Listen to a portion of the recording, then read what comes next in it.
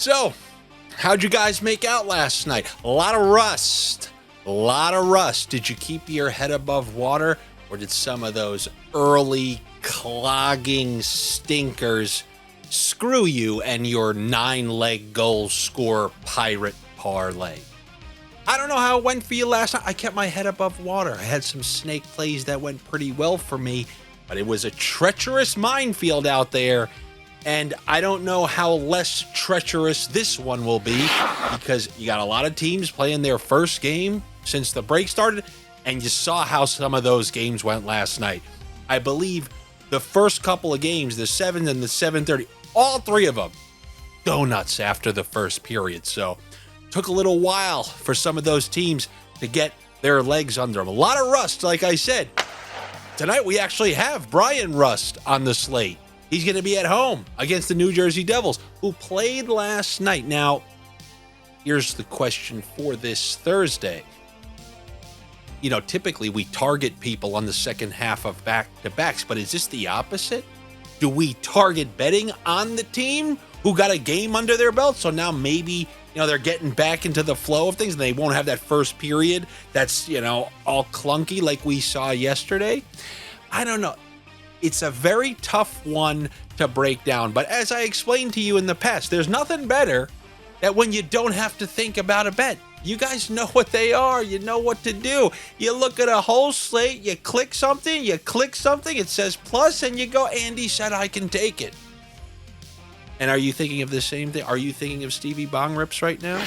But I know that he has Larkin and Raymond on his ticket tonight for plus 110 against the Ottawa Senators in a game that's weirdly a must-win for the Senators. If the Senators are trying to climb back in there and they're getting over those teams in their division, I know it's just the first game back, but you can't be throwing away games against one of the teams you're trying to climb over.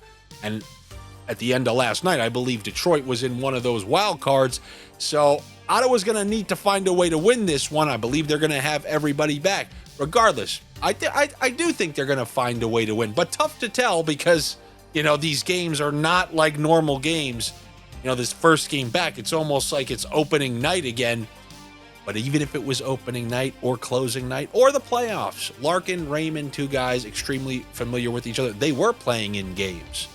And, you know, Raymond had the most points on Team Sweden. So, you know, he's feeling good about himself. You know, Larkin's feeling good about himself. Yeah, but what if he's hungover? Well, then maybe Raymond will drag him to some production like he did some of his Swedish teammates. So you give me Raymond and Dylan Larkin for a point at plus 110 on the road against the Ottawa Senators.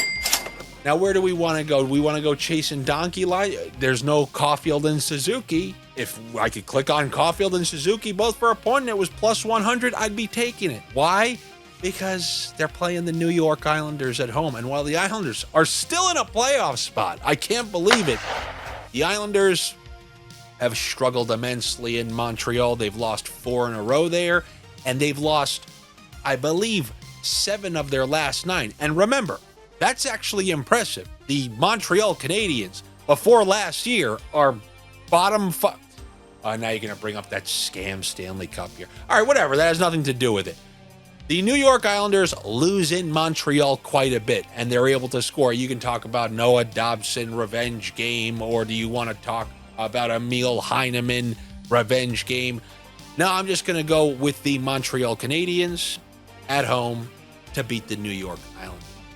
But it's minus 140. Well, I told you, you hit Larkin, you hit Raymond, it's a plus 110. You always take it. What do you do if there is a team you like to win and you don't have the price that you want? Can't take Caufield and Suzuki, but I can take Caufield for a point. So give me the Canadiens to win and Cole Caufield for a point against the New York Islanders. That will get you the Canadiens at around plus 110. And you can do that on a lot of sports books now. I don't want to hear that there's always going to be some guy somewhere, the guy in Jamaica who could only bet donkey lines. Well, the donkey line would be the Montreal Canadiens. Now, let's get into some treacherous territories. I said I actually made out relatively well on that first night back. Relatively well. Nothing crazy, but I wanted to ride the coattails. Yeah, I don't know about you, but in life, things go very good when they go good. It's not just like, yeah, it's good. Things, for me at least, you've seen it here on the channel. We've had full raking seasons. We've had playoffs where we never missed a series, followed by the Avalanche losing to the Kraken. We have last year where we missed nothing after the first round. When things go up, they go way up, and when things go down, they go way down. Who's got it better than Jack Hughes right now? Who's got it better than Jack Hughes? Guy scores the gold medal winning goal in overtime. Praised as a hero. Has that picture that you couldn't make that up if you tried. An unbelievable picture. Comes home, goes to Miami, parties, is just surrounded by endless hot chick, hotter than Tate McRae. That one chick, that chick is hotter than Tate McRae. So you want to know what I did last night? I'm like, look, I just know when things go well for someone, they continue to go well, even if they're not playing well. Devils weren't playing well, but at the end of the day, I knew Jack Hughes was going to come through with the point in one way or another. Took pretty much until the end of the third, but he came through with the point. What, did you take him for minus 200? Of course not. I'm going to take him with his line mate, who looked great in the Olympics, by the way, Jesper Bratt. Bratt, Hughes, top line, top power play. They're going to be playing their second game in 2 nights against this Pittsburgh Penguins team. Yeah, Brian Rust is going to be there, but you want to know who's not? Sidney Crosby. And let me ask you something. Are you scared of Stuart Skinner? Are you? Are you scared of Stuart Skinner? Well, if not, then fine. Give me Jesper Bratt and Jack Hughes. Just bet on Jack until that luck runs out.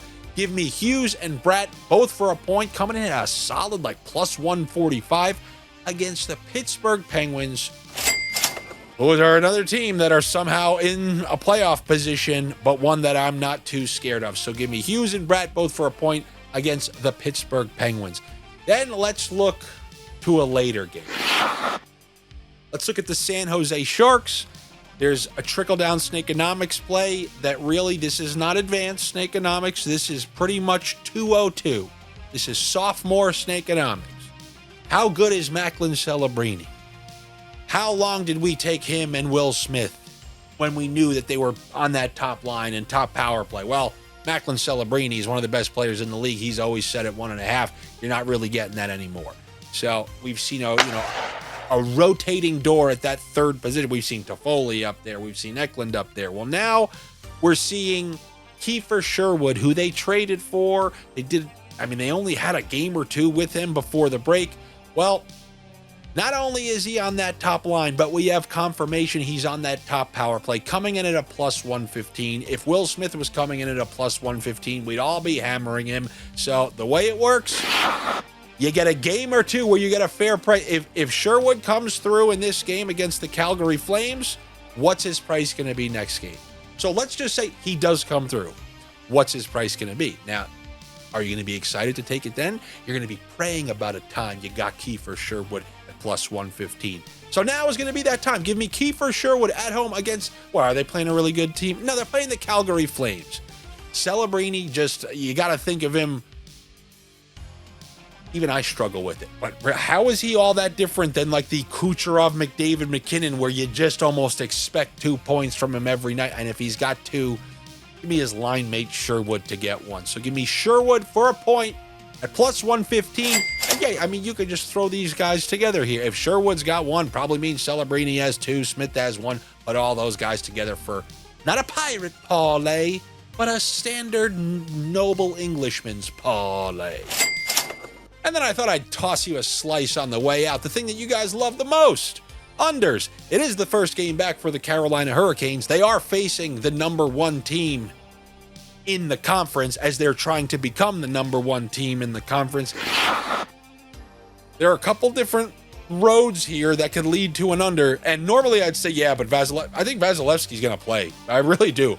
I've seen this guy play 2 nights in a row many times. So many times I've given out a pick. Well, we know Jonas Johansson's going to be starting. I'm like, oh no, Vasilevsky's starting. Against Carolina, something tells me he's going to want to play this game. So you have Vasilevsky, I think, against the Carolina Hurricanes. It's going to be Carolina's first game back. As you've seen with all these first game backs, it's a little clunky early in the game. So if you give me all that, and so great goaltending, two teams playing for playoff positioning, the potential top seed in the East. Yeah, give me the under 6.5 as a little pizzeria pick on the way out of here. And that, my friends, is what I have for you. What, do you need more? Do you need more? Well, you know where you can find it. It's the same place, two birds with one sniff, where you could be a minority owner. You could support this show. No, just zero. Full zero sponsors.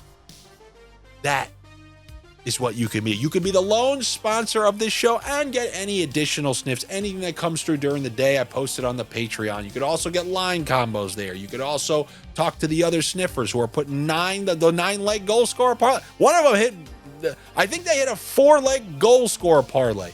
I literally will never do that. I will die. I will die on this earth. Might be soon, maybe way later, but I will never have a 4-leg goal scorer parlay. I just won't. But they hit one. Plus 5.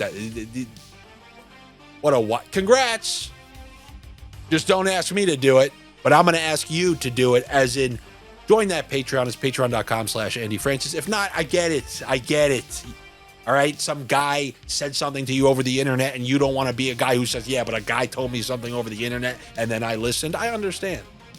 But what you can do are some free things, like the video, comment on the video, hype the video. Yeah, there is no hype on a desktop, but there is on your phone, and I know you're watching this on your phone. So click the hype video, subscribe, like I said, to the channel, click the notifications, all the things. But I already clicked, so I click it again, and then re-click. I don't know. Just keep clicking, keep sharing. Very much appreciated. I will talk to you guys tomorrow for the next round of NHL Sniffs. Take it easy.